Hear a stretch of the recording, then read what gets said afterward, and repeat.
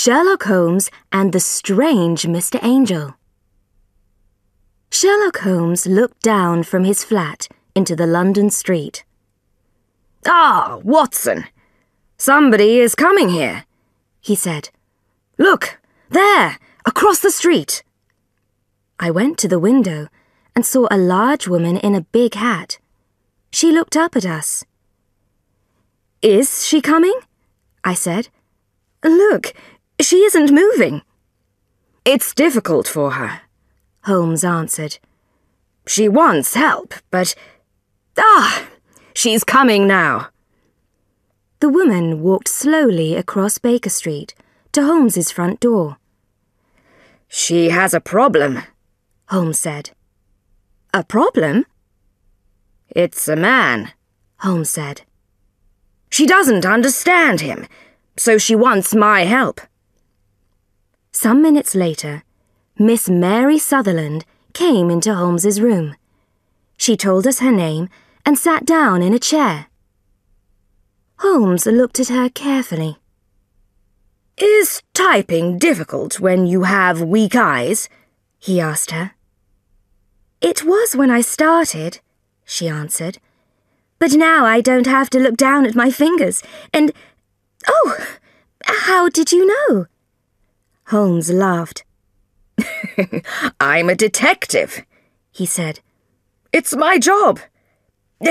This is my friend, Dr. Watson. Now, tell me, why do you want to see me?" "I want you to find somebody for me," Miss Sutherland said. "His name is Mr. Hosmer Angel. I'm not rich, but I can pay you.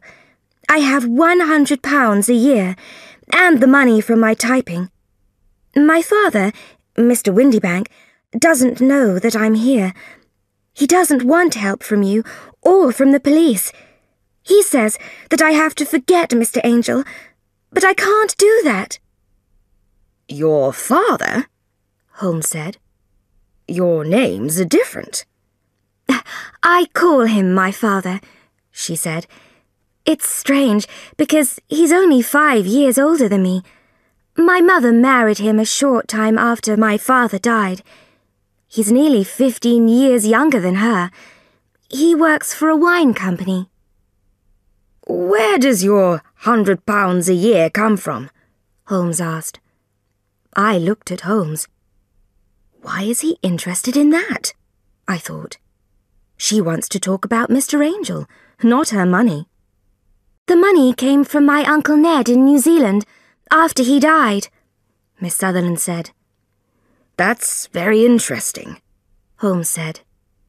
"So, you have £100 a year, and the money from your typing job. Where does the money go?" "I'm living at home, so I give my mother and father the £100, she answered. "Mr. Windybank gets it from my bank and gives it to my mother. I use the money from my typing work." "Thank you for telling me that," Holmes said. "Now, tell us about you and Mr. Hosmer Angel." Miss Sutherland's face went red, and she looked down at her hands. "I first met him at a dance," she said. "A dance?" "Yes. Every year before he died, my father had tickets for a dance. Now my mother gets the tickets. Mr. Windybank didn't want us to go to the dance. 'They're not very nice people,' he said, 'and you haven't got the right clothes.' But then he went to France." "What did he do in France?" "He buys wine there," Miss Sutherland answered. "He often goes for 2 or 3 days. So my mother and I went to the dance." "Was Mr. Windybank angry when he heard about that?" Holmes asked. "No, he was very nice about it. He laughed and said, 'You can't stop women when they really want to do something.'" "And you met Mr. Hosmer Angel at the dance?" "Yes, I met him that night," Miss Sutherland said. "When did you see him again?" "He came to the house the next day. After that, I went for walks with him. But then Father came back from France and Hosmer couldn't come to the house. No? No, Father doesn't like it when I have visitors, Miss Sutherland said sadly. What did Mr. Angel do next? Holmes asked. He wrote me a letter every day, Miss Sutherland answered. Then, a week later, Father went to France again, and Hosmer visited me. Did Mr. Angel want to marry you? Oh, yes, Mr. Holmes, Miss Sutherland said. When did he ask you? He asked me after that first walk. He worked in an office in Leadenhall Street, and— Which office? Holmes asked quickly. I don't know. Where did he live? In a room above the office, she answered. I don't know the address, only Leadenhall Street. So where did you send your letters? To the Leadenhall Street post office, she told him. Hosmer went there for them. They were a secret from the other men in the office. Why? Holmes asked. He said, I don't want them to know about you. They'll laugh at me. I said, I can type the letters, then they won't know about us. But he didn't want me to type them. Tell me about him, Holmes said. He was a very quiet man, a kind man. He liked to walk with me in the evening, when there weren't many people on the street. And his clothes? He had nice clothes, she said. He wore dark glasses because he had weak eyes. He spoke quietly, too. What happened after Mr. Windybank went back to France? Holmes asked. Mr. Hosmer Angel came to the house again, Miss Sutherland said. He met my mother. Then one day he said, Strange things happen in this life, but I want to know that you will always love me. He wanted to marry me on the Friday of that week. What did your mother say?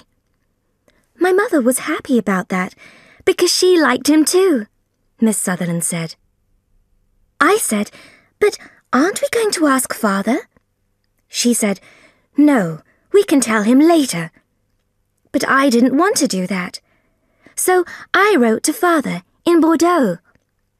Bordeaux? Yes, the company has its French office there.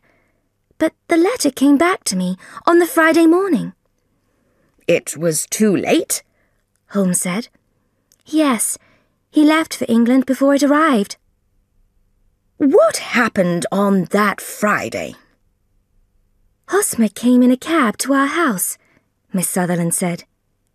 The cab took Mother and me to the church, near King's Cross. Hosmer followed us in a different cab. Mother and I arrived at the church first. When the other cab arrived, we waited. But Hosmer didn't get out. There was nobody in the cab.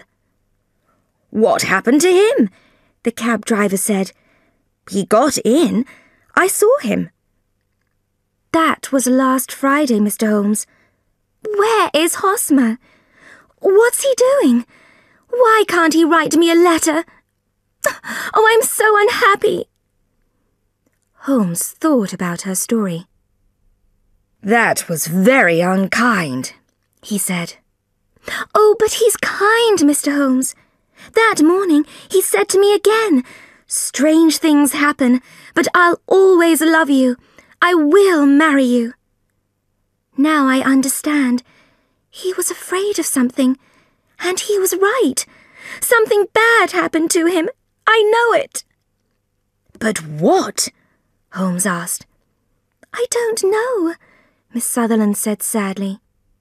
Was your mother angry? Yes, she doesn't want to hear Hosmer's name again. And you told Mr. Windybank about it? Yes, she answered. Father doesn't understand it. He wants me to forget about Hosmer. But he thinks that he'll come back to me. Why does a man leave a woman at the doors of the church, Mr. Holmes? Hosmer didn't have my money. He never asked me for money. He really wanted to marry me. But where is he now? And why can't he write to me? I think about it day and night, Mr. Holmes. I can't sleep. Miss Sutherland began to cry. "I'll find the answers to your questions," Holmes said. "But please forget Mr. Hosmer Angel." Will I see him again? She asked. "I'm sorry. No, you won't. Have you got his letters? Can you give them to me?" Here are 4 of them, Miss Sutherland said. And here's an advertisement. I put it in last Saturday's newspaper. "Thank you. What's your address?" 31 Lion Place, Camberwell, she told him. "And what's the name of Mr. Windybank's company?" Holmes asked. He works for Westhouse and Marbank, the wine company. "Thank you," Holmes said. "Now, forget about this man. Think about your future." You're very kind, Mr. Holmes, but I can't do that, she said. I'll always love Hosmer. I'll be there when he comes back. I'll wait for him. After she left, Sherlock Holmes sat quietly for some minutes. "An interesting young woman," he said. The typing, I said. How did you know? "Her arms, above her hands," Holmes said. "There were red lines across them. A typist puts her arms on the front of her desk when she types. That leaves a line. There was also a line across her nose. She wears glasses." For her weak eyes, of course. "These things aren't difficult, Watson." "They aren't difficult for you, Holmes," I said. "Now read the advertisement," he said. "What does it say about Mr. Angel's clothes, hair, and face?" I read some of it to him. "A big man with black hair, a black beard, and dark glasses.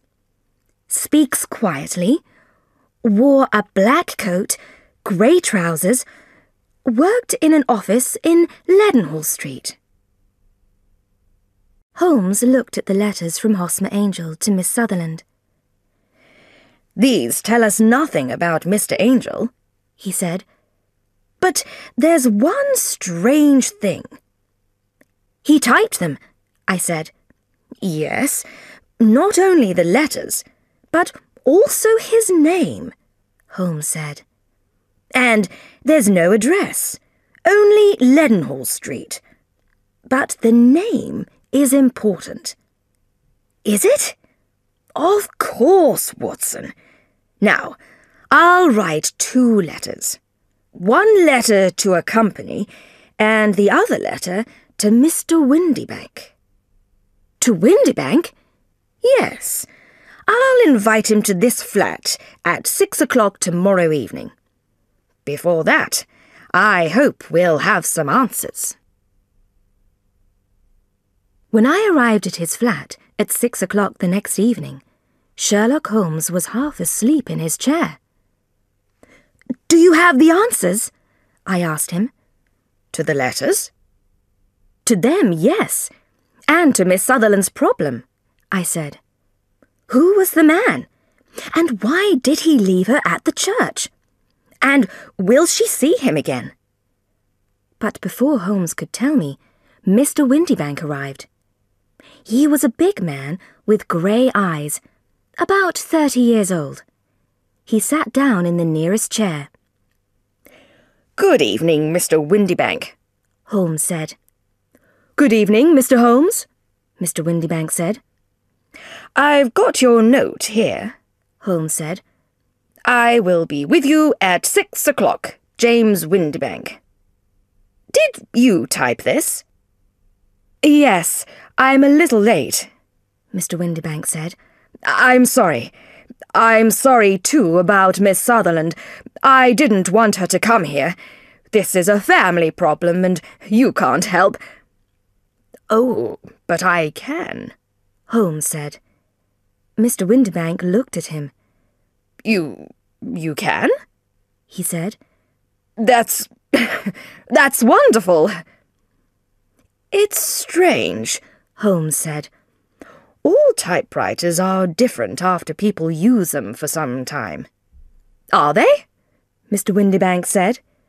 Yes. Look at your note, Mr. Windibank. The letter E is darker than the other letters, and the bottom of the letter R isn't there. Do you see? There are 14 other little things, but you can see these two easily. We use this typewriter for our letters at the office, our visitor said. It's quite old now. And here are the 4 letters from Mr. Angel, Holmes said. He typed every letter. In each of them, the letter E is darker than the other letters, and you can't see the bottom of the R. Mr. Windibank jumped out of his chair. I'm a busy man, he said angrily. I can't sit here and listen to this stupid talk. When you catch the man, tell me. All right, I will, Holmes said. He went to the door and locked it. I'll tell you now. I caught him. What? Where? Mr. Windibank shouted. Sit down and listen, Mr. Windibank. This wasn't a difficult problem. Our visitor fell back into the chair. His face was white. The police can do nothing to me, he said. You're right, but I'm sorry about that, Holmes said. A young woman is in love with a cold, unkind man. Now, listen to my story. A man married an older woman for her money, and for her daughter's money. The daughter's money was important to the woman and to her husband. They didn't want to lose £100 a year when she got married. They didn't want her to leave home. So, what could this man do? He didn't want her to have friends of her age, so people couldn't come to the house. She couldn't go out to dances, and then he and his wife made a plan. We didn't want to hurt her, Mr. Windibank said. We didn't think... No, Holmes said. You didn't think about the feelings of a young woman in love. But she did love him. They went for walks. He was kind to her. Her mother told her, "He's a nice man." The man asked the young woman, "Will you marry me?" And the young woman said yes.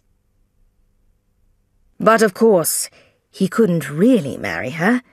He had a wife, the young woman's mother. It had to end. But he didn't want her to marry another nice young man. So he said to her, "Will you wait for me?" And because she loved him, she said yes. And Mr. James Windibank is happy, because for years and years, Miss Sutherland will wait for Mr. Hosmer Angel. She won't marry another man.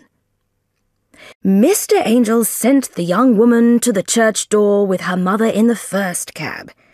Then he climbed into the next cab, through one door and out of the other door. He didn't go to the church.